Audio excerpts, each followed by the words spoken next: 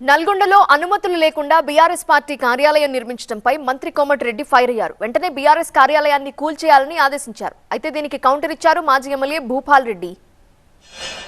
Government హాస్పిటల్లో 100 కోట్ల ప్రభుత్వ భూమిలో పార్టీ ఆఫీసు మున్సిపల్ పర్మిషన్ లేకుండా కట్టించుకుంటే అసలు రూల్స్ ప్రకారం మా మున్సిపల్ కమిషనర్ గారు ఎప్పుడో కూలగొట్టాలి. నేను చెప్తే ఆయన కూలగొడుతుండే. అదే పేదవాడు ఇల్లు కట్టుకుంటే పర్మిషన్ లేకుండా కూలగొడుతావా ఉంచుతావా? మరి ఇది ఎందుకు కూలగొడతలు? నోటీస్ ఎన్ని రోజులు ఇచ్చి 1 మంత్ కాలే 2 మంత్స్ అయింది. ఎన్ని నోటీసు? 10 నోటీసులు.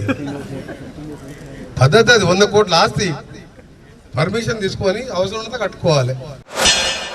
1 ఎకరం భూమి నల్గొండలో 100 కోట్ల రూపాయలు వాళ్ళకే భూమి ఉందా? ఒక్కసారి ఆలోచన చేసుకోమంటున్నా. ఆయన విజ్ఞతకు వదిలేస్తున్నా.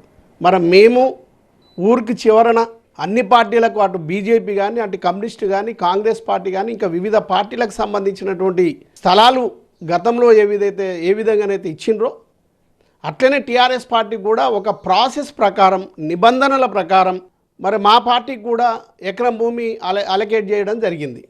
దాన్ని కూడా అలకేట్ చేసిన దాని ప్రకారం మేము కూడా మరి ఆ నిబంధనల ప్రకారం ఎంత కట్టాలో కట్టినాం. మాకు దాని ప్రకారమే CCL నుంచి మాకు పర్మిషన్ వచ్చింది. దాని ప్రకారమే నిర్మాణం చేసుకున్నాం, పార్టీ ఆఫీస్ నిర్మాణం చేసుకున్నాం.